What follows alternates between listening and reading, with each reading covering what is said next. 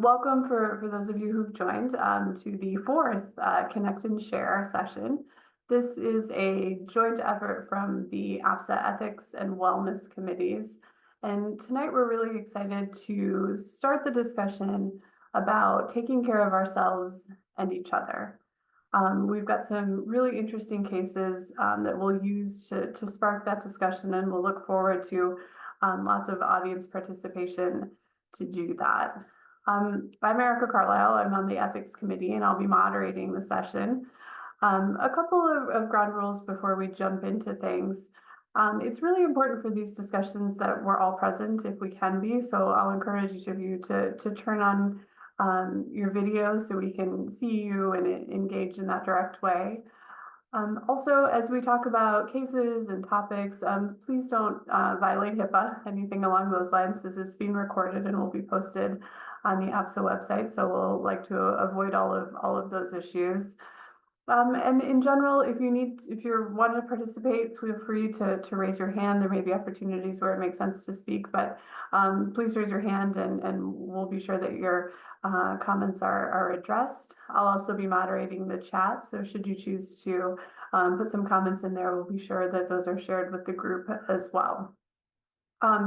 Mindy Statter will be moderating or facilitating the session, I guess I should say, as she's done with the other sessions, and we'll look forward to her introduction of the two cases that we'll use to start the discussion. But first, before we do that, we'd like to share with you a video describing moral distress and some of the challenges with that. So Jen, whenever you're ready, if you could launch that, that'd be great.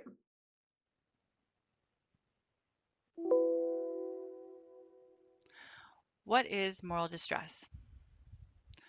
Moral distress is the result of a perceived violation of one's core values with the feelings of being limited from taking an ethically appropriate right action. It often occurs when you know the ethically appropriate thing to do, but are prevented to do so due to external restraints. For example, the ethical attention experienced when advocating in the best interest of a baby, but faced with the request for non-beneficial treatment. Moral distress is characterized by feelings of frustration, anger, anxiety, guilt, compromised integrity, powerlessness, and sometimes psychological disequilibrium. So, why should we address moral distress? Moral distress must be recognized and acknowledged so that we can understand where these feelings originate. Moral distress can be mitigated when we've had an opportunity to openly discuss our experience and feelings. Third, moral distress has the potential to negatively impact work performance, retention, recruitment, job satisfaction, and the quality of our patient care. Lastly, moral distress, when unaddressed, can result in moral residue and injury and can generate worse psychologic outcomes such as depression and burnout. We are addressing moral distress because there is a need. Moral distress can be mitigated by convening as a group and creating a safe zone to share and validate feelings. These gatherings provide the opportunity to equip participants with the vocabulary to deconstruct the case, identify the ethical principles and core values that were challenged and perhaps violated, and to share coping strategies and identify practical takeaways to diffuse conflicts in the future. Connect and share gatherings provide the tools for moral resilience, which can be fostered with compassion, self-compassion, an environment that allows for raising ethical concerns. Negative feelings can be rechanneled into opportunities for learning and growth. We would like to take this opportunity to invite you to participate in this Connect and Share opportunity.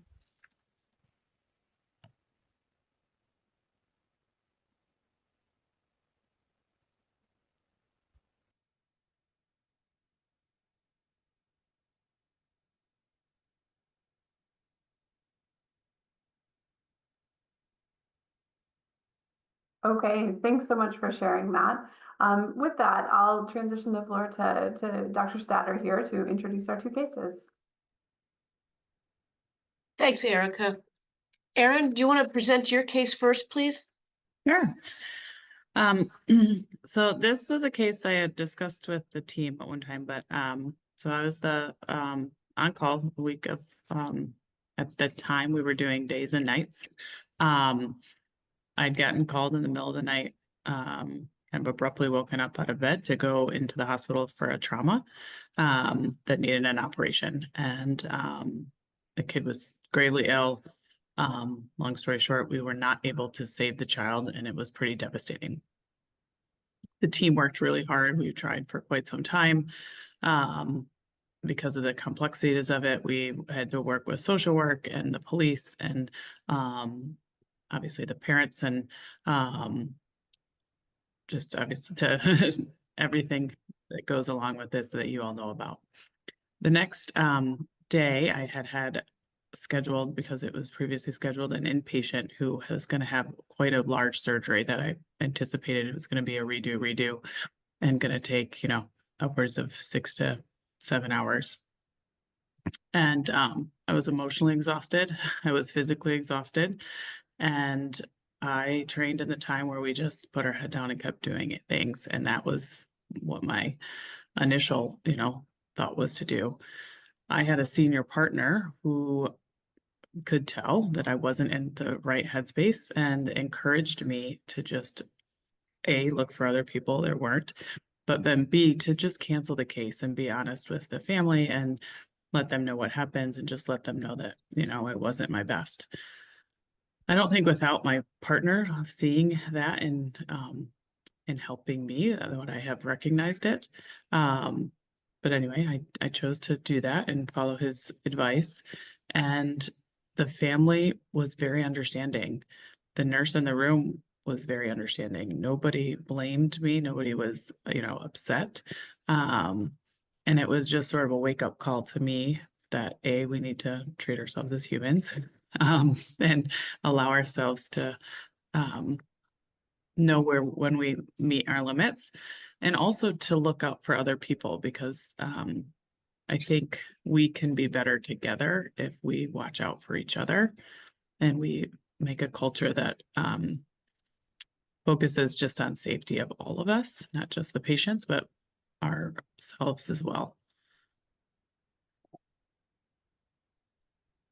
Thank you for sharing that case. I'd like us to listen to Courtney's case now, and then we're going to circle back, and I want you to share, reflect on the experience and share your emotions. But let's hear Courtney's case too. Great, thanks, Mindy. I wanted to start by saying this is not my personal case. This was told to me, and just as a trigger warning to anyone, it has to do with pregnancy loss. So just know that as well. So this is a case of a new attending who had an early miscarriage in the morning and came to work that day. And she had been talking to her OB about management, and it became clear that she had needed a DNC. And so the timing was such that the procedure was performed on a Friday. And so she was able to take the afternoon off, but then she presented the next morning for her 24-hour call shift as it was previously arranged in the schedule. She didn't discuss this whole event with anyone until weeks later to kind of help process the story. And I was one of the recipients of that talk a few weeks later. So one of the things I think this really brought for me was this internal conflict of when you need to violate your own privacy by disclosing information that you didn't really want to ask, or you really want to give to people that was sensitive, or you didn't really want to share. And then thinking about, well, what kind of event in yourself warrants seeking help, or in this case, asking for coverage. And then if you do need to seek help in something like this, what is your obligation for transparency to the person you're asking for help? Do you even need to reveal some of this information, or should it be such that you can say, I'm going through something and I really just need help? And so when you rely on your partners, what are the circumstances with which you have to share or not share some information? Thank you for sharing these cases. And in both instances, the vulnerability that's really provides an opportunity for all of us to identify with you. Do you want to share, respectively, your emotions regarding this case? These cases? I mean, Erin, you brought up this, it sounds like you were relieved that you weren't, there was no sense of blame or shame in the case, which I think is really important. Yeah, I mean, I think I felt, I mean, obviously, whenever any of us have a death, we, go through all of the things that we could have done different or, the what ifs. But besides like just the normal reaction of that, I felt that my partners really cared about me. I forgot to mention that also a different partner ordered lunch that day just for the team so that we could just sit together and have lunch before I went home. And, they all just said, we've all been there. Like, it's not you. It's just the case is really bad. And anyway, I really felt supported by my team. There was no, like you said, no blaming, no shaming, no, you should have done this. Just, are you okay? How can we be here for you? And again, this sort of permission to not have to be, this invincible human who can go from, a tragic death on the OR to operating on somebody else who comes in. And anyway, it just felt like a shift in our culture and how to be more loving towards ourselves and our partners at the same time. Thank you. Courtney? I think so. When I was told the story, I just felt sad that she hadn't have told anyone before, because I think that I know that if she would have told me this before on that week, I would have taken her call or somebody else would have, and it would have been completely worked out amongst colleagues to cover that. And so I felt sad for her that she, from a colleague perspective, felt like she couldn't divulge that. And kind of like what Erin said, that the training and in past has been, you just put your head down and you just push through. And it was a good wake up call that some of that past culture that we've been ingrained with is really great, and some of it is not so great, and some of it really needs to change and really needs to evolve. And this was something that really helped me to see that this is an element that should evolve for surgeons. Thank you. I want to make a comment that relating to this is that, why is it so hard to ask for help? And Erin kind of brought it up as a cultural shift, but it's when you think about what gets in the way, there's lots of fears that we carry around. The fear of being vulnerable. We're so used to being independent and self-reliant, and being prepared to be the Lone Ranger. The fear of losing control, the fear of rejection. If we ask for help, we may not receive it. And these are like internal behaviors that we're used to managing. And I think for those of us that are older, it's time to rewrite the script and appreciate the role of self-compassion and taking care of each other and receiving care from others. But anybody want to comment? There's a comment in the chat from Kurt. Kurt, do you want to share that? Yeah. I was just when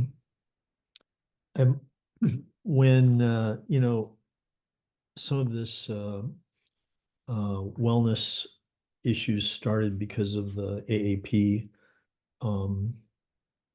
conversation that was started in 2018. My colleagues didn't really know how to help me. And so it's one thing to be present, but I wonder if there's a skill set that helps us to do more than just sit with them. And sitting with them and listening is important.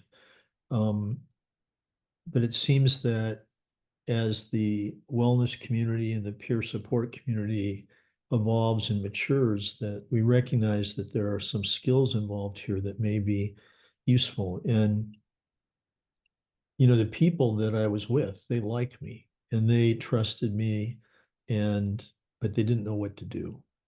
And in some cases, I mean, it's one thing to say, well, I take your call day for you, but when you're suffering, not all of us have figured out how to help in that way. So I was just curious if what the rest of you thought about that. Am I off base, or or is that give voice to some of the feelings of inadequacy or frustration that we have when one of our colleagues is wounded? I think that you bring up such an important point, that there is a skill of compassionate listening. But before we're even able to enact that skill or call on that skill, we have to have the recognition. In our cases, tell you where the individual didn't recognize it or want to bring it up. And then in Erin's case, someone else had to kind of shine the lens on it. And I would even like to see these conversations evolve to, we're adults, we have to trust our own internal barometer of what's healthy for us. And whatever stress we're going through or whatever event, rather than making an exact list that's permissible by your department, is moved to transparency and conversations that all you would simply have to say is, I'm past my limit today. I don't think that I should continue. I'm asking for help, and I'm asking to do that in real time. And I think that's extremely hard because, Mindy, to your point, most of us and most of our departments are scheduled for the next 4 months. You know, and and every minute is scheduled, so it's hard to build in that flexibility. But maybe that's something that one can design into the system.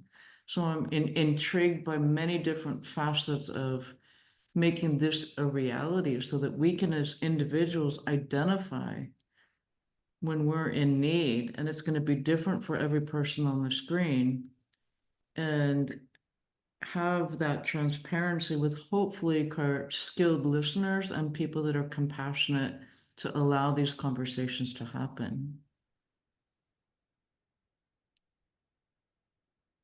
I had a couple of thoughts from what you said, Kurt. The one is that I do think there is starting to be some teaching around this, and I think you did some of this as well in the work you did, but there's something, I don't know a ton about it yet, but it's called stress first aid, and trying to build and teach us how we can react in these stressful situations. I think some of it is modeling, right? Our leaders have to model the same things, right? It doesn't go over well if only 1 or 2 people are asking for help. I think that it has to be something, and I totally agree with you, Terry, like you should not have to disclose everything, because we need to have some sort of ability to just mourn on our own. But it's going to take time. And I mean, I really think it's a big culture thing that just has to change, and we have to get over this.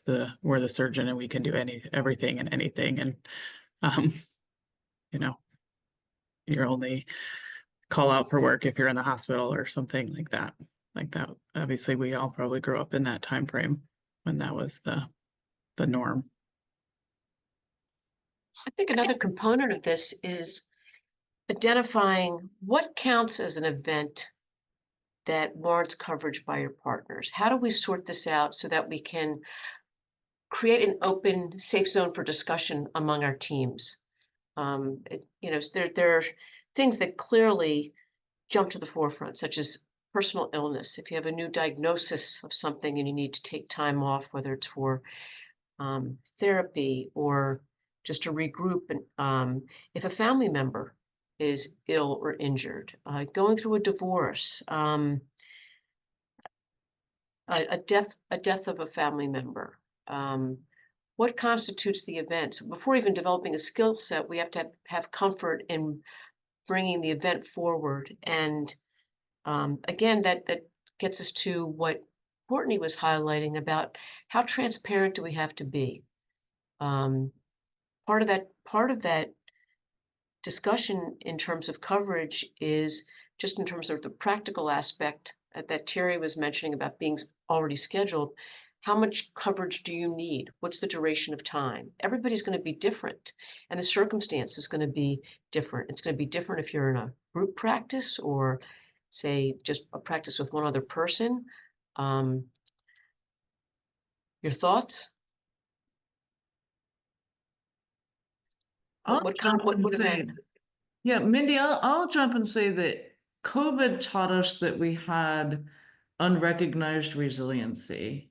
You went home, you had a sniffle, you were COVID positive. You didn't have to make a decision and no one had to make a decision. You were staying home for 5 or whatever days. And you know what? Our departments figured it out because we got stressed and we had to.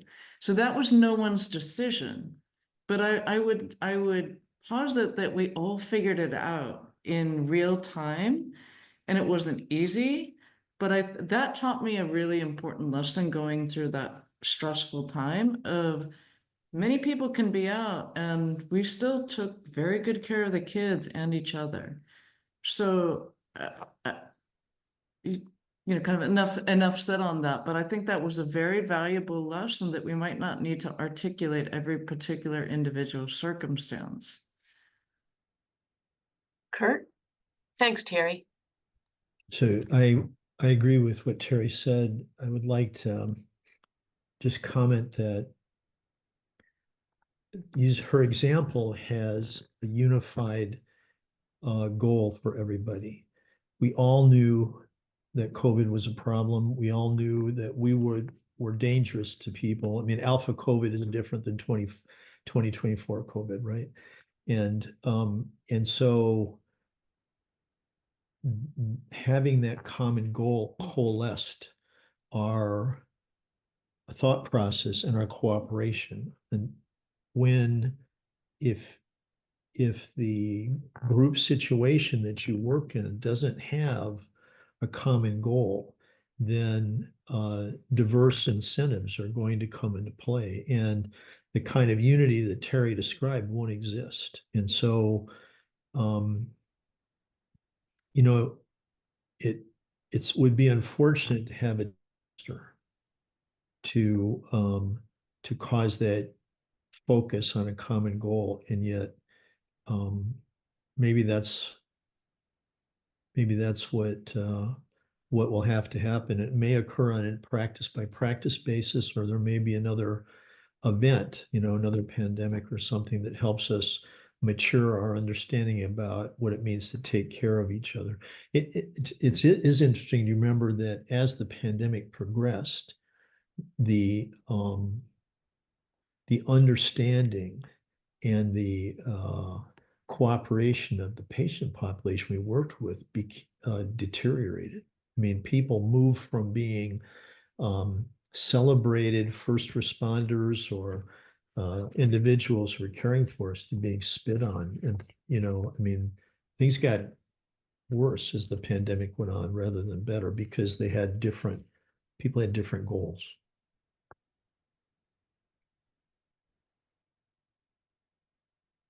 Thank you, Lisa. Sorry, I'm managing multiple things right now. So I'm going to say maybe an unpopular comment, but I'm going to go there to promote discussion, and also because I think that there's something here. So the opposite opinion to I'm going to take time off because I'm not okay, and that being enough of information for everybody else at the group practice. I'm not saying that your personal reasons and my personal reasons for needing time off aren't my own personal reasons. I'm just imagining being everybody else in the group practice whose schedule set for 4 months, and now I'm doing my call and someone else's call, sitting in that unknown, and also worried about my partner and what that might do, you know, to my own psychology or whatever, to the cohesion of the group, they're gone. Why are they gone? What does that elicit in me, just with with what's left over? And how do we resolve that? And maybe there's nothing to resolve. Maybe all it is they're gone because they're gone, and we just have to be okay with the unknown. But I think it's also fine to say there is discomfort in the unknown, and now we're all working harder, right? Because everybody wants to know why. I mean, that's just our human nature. We're all working harder and we want to know why. Well, you can easily see how that question of why, and I'm just for purpose of discussion, how that could foster resentment and passing judgment. It's like, I was able to do this, why can't this person motor through this in a shorter time interval? I'm not. Thank you for sharing that. Katie? I don't think we should create a culture where people feel forced to give reasons if they feel like they're deeply personal, that they need time off or they're not ready to share. But on the opposite hand, I can't imagine practicing with a group of partners where I didn't feel comfortable sharing with them what was going on. I think there's something to be said for being in a place where you feel supported outside of work as well as inside of work. And I think if someone is practicing in an environment where they don't feel comfortable disclosing that they need time off or why, it might be in their best interest to try and find a group where they truly are supported.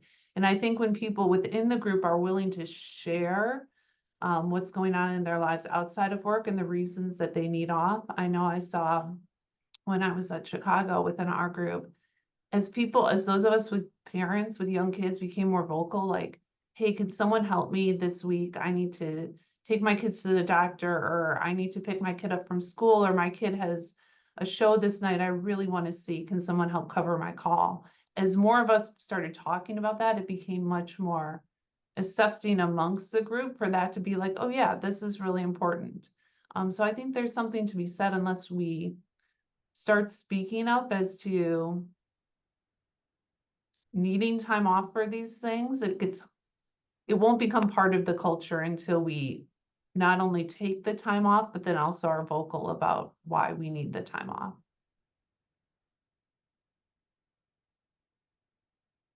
So Erin, I have a question for you. As a result of that experience, was something like put into like policy or division practice in terms of taking time off, and who monitors it? Is it the division chief? Is it the business manager? Is there a designated pitch hitter to cover? And has any of this surfaced in Not terms of? yet.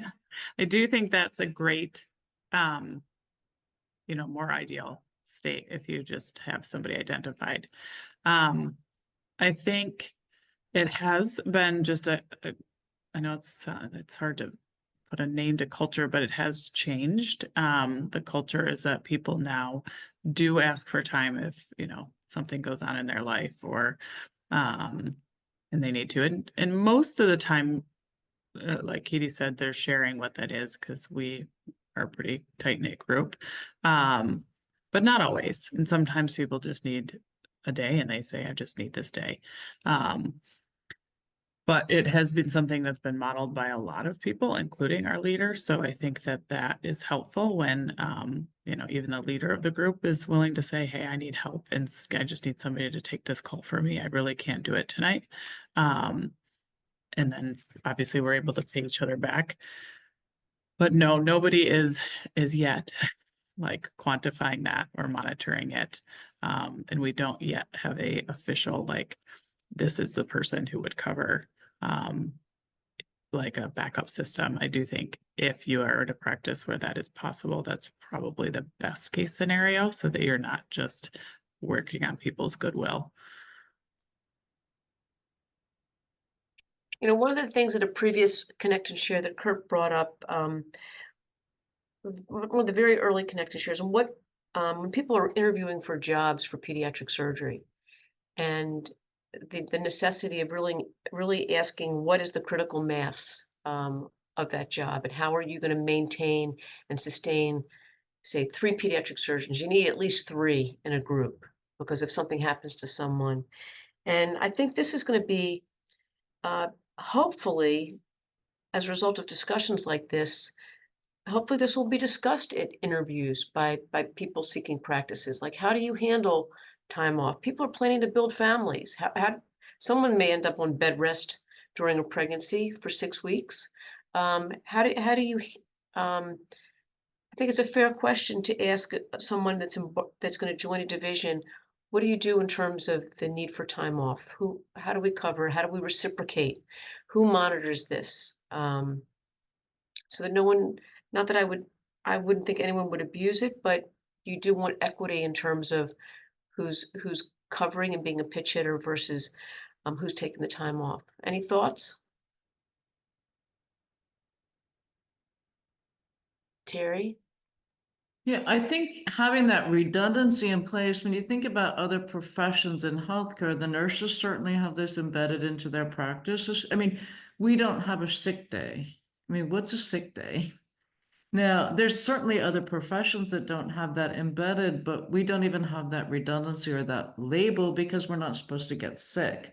I mean, Katie, you brought up an interesting thing, and you know, not having kids, I understand it's really great to be able to go to their events and their shows, but to me, that's potentially a different level that we should still talk about and address. But I think it's a little bit different than the personal crisis mode that's unforeseen and you need to kind of power through it. So I think that level of transparency is important, and, you know, evolving to a practice that, hey, you know, I do want to go to my kid's show, and being very transparent about it, because that's, you know, potentially not necessary, but very desirable.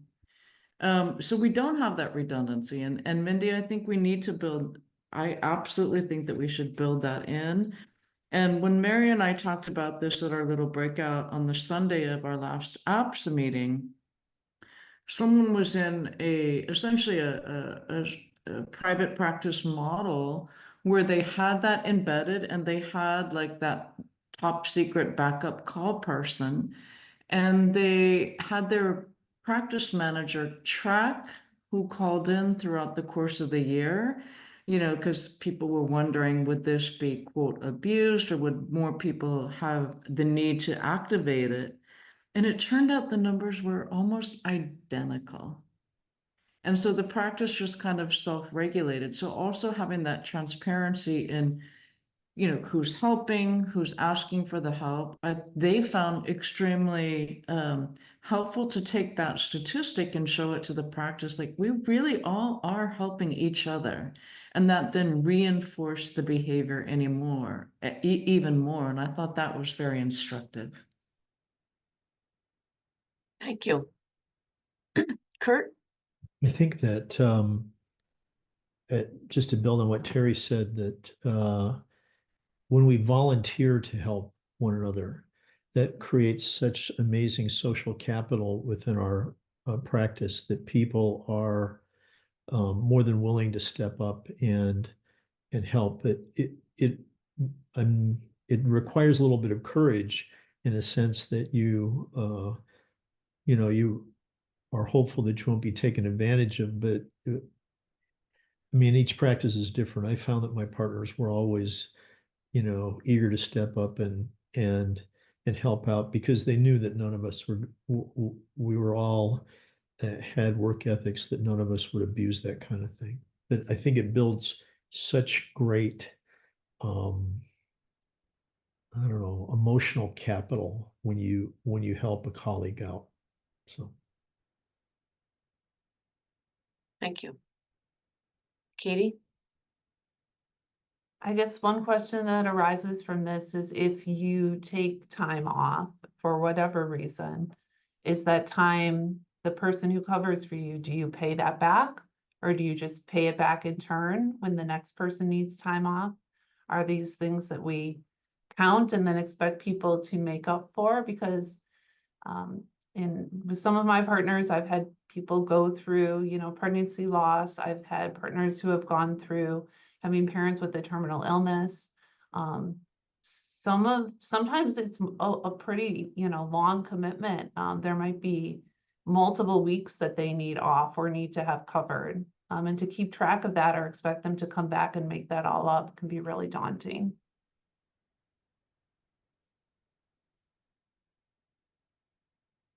That's a very important point. That's why I brought up, like, who monitors this? This should be someone neutral, like a business manager or or the division chief, that can look at this and keep it tallied so there is equity in terms of reciprocating. This is all very, very practical, and I think that's part of this in terms of having discussions within our respective divisions and addressing this. So that's not it's not this catch up and pitch hitting and as it surfaces, we'll take care of it. I think there needs to be more of a foundation, and because of that, there'll be less hesitancy in terms of asking for help and asking for the coverage. It creates that safe zone, and that's the social capital that Kurt was just mentioning. Erin? Yeah, I think it's complicated, and I think we're not going to get to a state that's equitable for all. I mean, it's just like all of our call nights that we have might be different, right? But we're not like, I got called 3 times and, you know, I had to come in and you didn't. So, you know, mine means more than yours. Like hopefully we're in groups that have like relative equal call burdens. But until we just build it into our system, that there's a backup and that you might get called in or you might not, and make it intrinsic to what we do, I think it's going to be just challenging because there's always going to be somebody who feels that they're doing more than someone else or, you know, whatnot. I mean, some of us are, like I said, black clouds during our calls. Some of us aren't.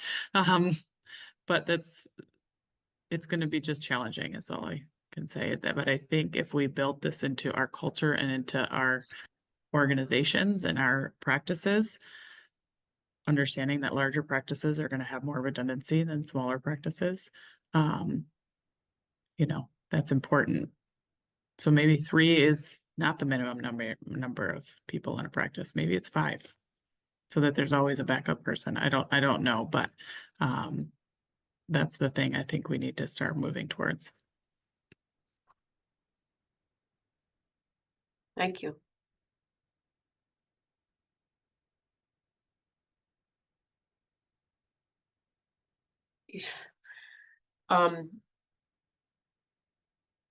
Yeah, and in terms of, you know, going back to why this is so difficult to discuss, I think we all have our identities as pediatric surgeon, and we place our fiduciary role to patients and families so high that it's the priority. And I think there really is an evolving acknowledgement that self-care is part of the professionalism. We're not any good to our patients unless we're taking care of ourselves, and not looking at it in terms of an individual level, but as a divisional level.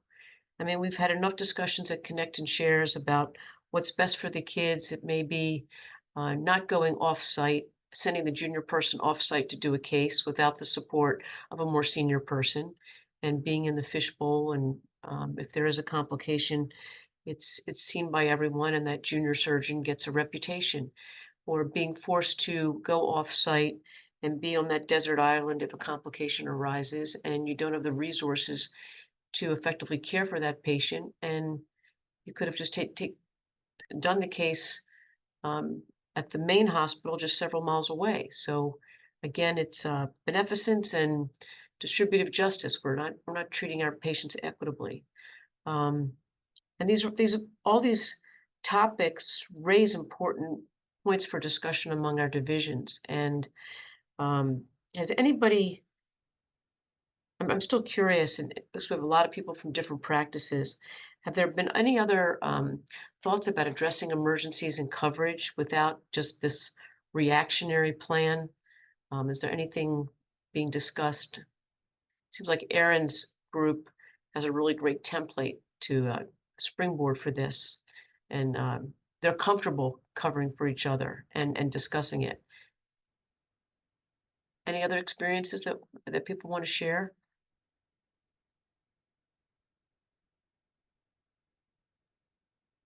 Christine?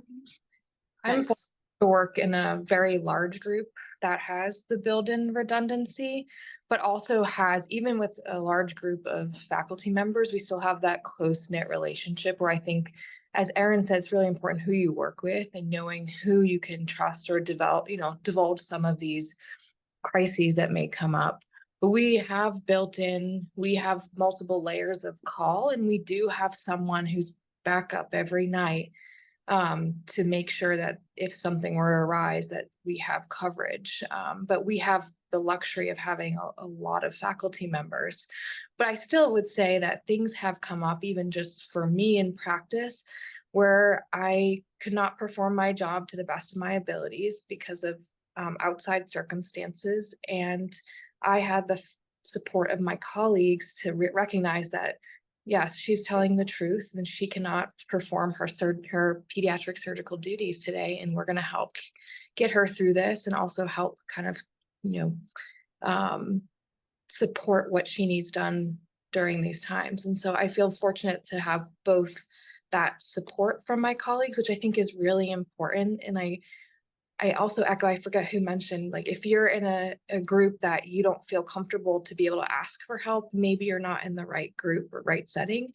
I think that's also something important in terms of introspection on where you are and who you're working with. So we do have that camaraderie, but we also have built-in backup systems to make sure that we have some redundancy. Thank you. Erica? Yeah, I think one of the things that strikes me is that figuring out how to support ourselves extends past our division. I think part of the big challenge is figuring out how to have our institution recognize the value of having us be available and invest in maintaining that possibility. My group just recently went down to 3, which hopefully is the critical mass, or else we're in trouble. And with that, we recognize that it will be really difficult for us to maintain the pretty good backup system that we have, to cover ECMO, to cover trauma, to cover all of the things.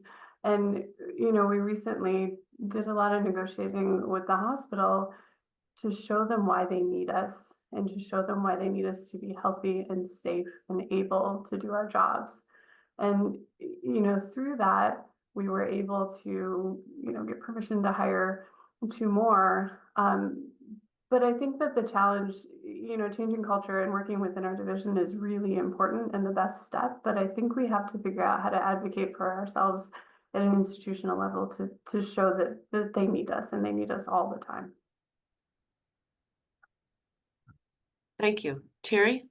Well, just a comment to Erica and potentially even Christine as well, to have that backup plan and to present it to hospital leadership or the decision makers. There's an element of a business plan there, right?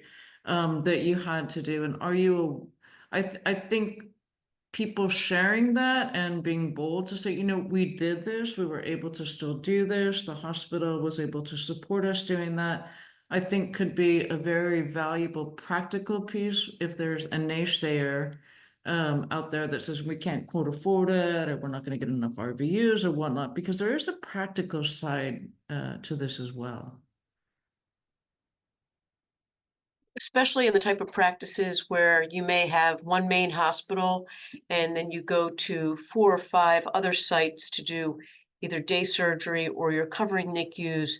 And it's an opportunity to, if you're down to a critical mass of 3, you may need to restructure and alter contractual agreements maybe temporarily so that people aren't spread so thin.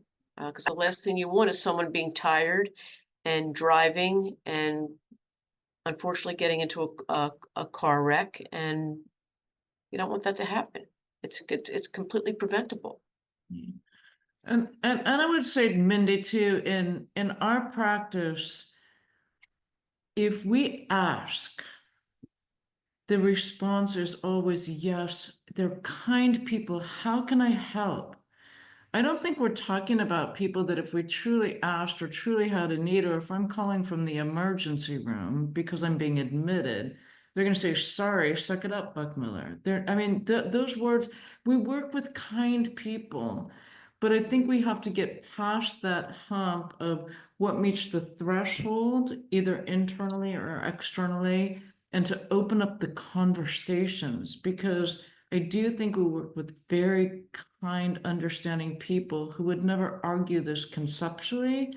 It's how to actually build it into the lexicon of things that we just talk about, because we don't really talk about it frequently, if ever.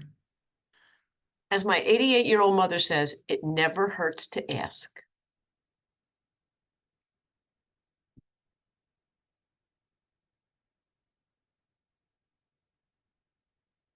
Any other thoughts or experiences or how we do it at our place that people want to share? Deborah Leff here. Can you hear me? Yes, thanks, I'm Deborah. in the car. So the last 2 years, I have been semi-retired, which has allowed me to do a master's degree in child and family law and child welfare. But what that also has given me the opportunity to do is to cover for all of the kinds of conditions, episodes, needs of our practice, in which there were 12 of us, and hopefully there will be again. So I have been able to step in and be clinically engaged, but not on an everyday basis, and that I feel like I've won the lottery. So it's been fantastic for me. I'm still clinically engaged. I'm able to help. I feel fantastic when my colleagues reach out to me because of a family issue that they need to attend to, or meetings that they have to attend to, and I get to jump in and help and do lots of appies and make rounds and make a contribution. And you know, I also had a private practice that consisted of 2 people. So that went on for about 15 years. So I know what those stresses are like when you don't have any redundancy. So, you know, maybe think about using senior members of your faculty who may not want to work full time, but could participate on a part-time basis and really help and make a contribution to the practice. Thank you. It's a great idea.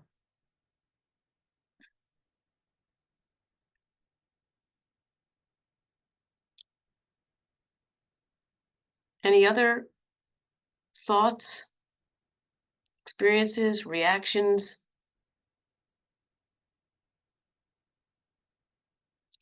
I'm going to put an article in the chat, and to wrap this up, this article is in the New England Journal about moral injury in the global health workforce crisis.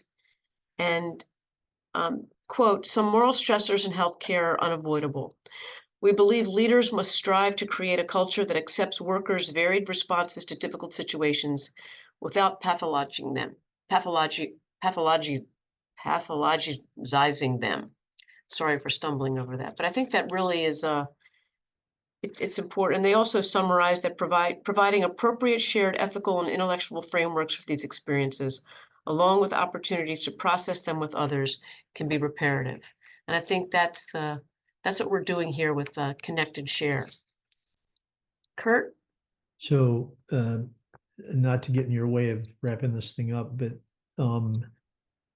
in most of the cases we talked about today, we were in either a small practice that we had chosen to join or a larger practice where people were willing to cooperate and help. We haven't talked about what this is like in a toxic environment where the hospital treats you as a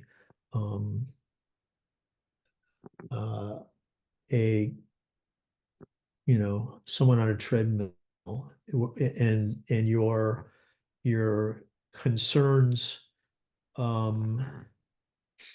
are considered a weakness rather than a mature a mature recognition of your fatigue factor or something like that. That's maybe another aspect of this which we haven't developed that much. We talked about this at the APSA meeting in a break shop, and it was our first attempt at this, and so I think increasingly people are working in larger systems where their individual needs are less well addressed, and this might be a big deal as time goes on. A bigger deal as time goes on as more of our healthcare is corporatized. Sorry it took me so long to say that. I mean, there's another, thank you for sharing that, but I'm sure there are instances where, unfortunately, there's an assessment of comparative suffering. Your event doesn't warrant coverage. We have to say two people needs time off at the same time, one for an operation, one for something else, and one's just not warranted as being a priority, and the second person just will need to make up the time because they really just can't have two people being covered at the same time, and that's to me a good example, or an example of a possible toxic environment where there's just not discussion, and one person has more value. It creates a valuation issue among the members of the group, which would be very uncomfortable.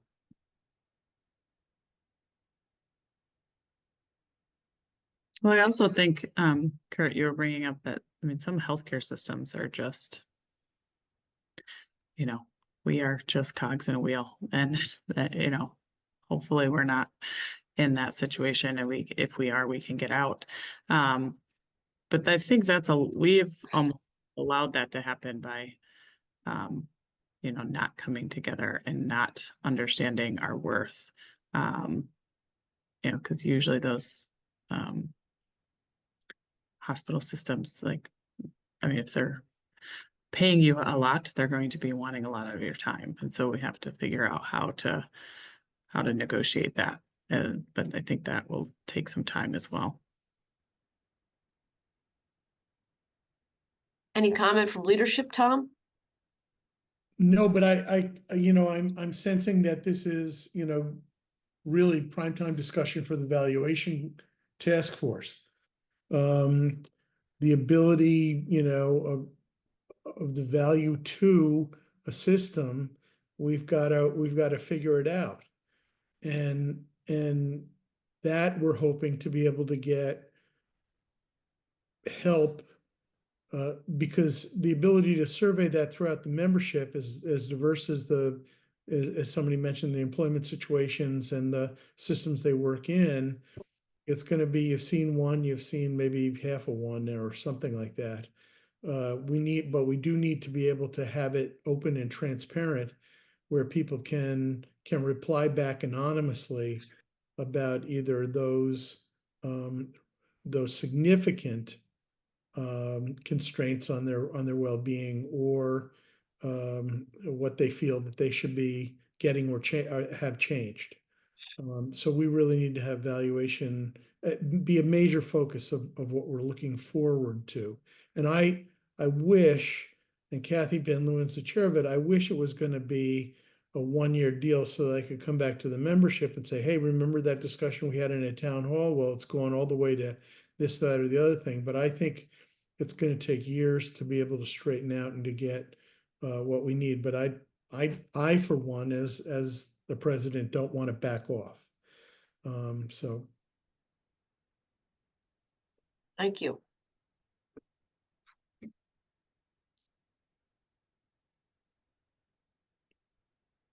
Any other comments, but before we close? Again, Erin and Courtney, thank you so much for sharing your cases, and thank you everybody for the lively discussion. Erica, any closing comments? Jill, thanks again to you for leading this great discussion and keeping these Connect and Shares going. I think they're awesome. I'm really happy to participate in them. So thank you to everyone.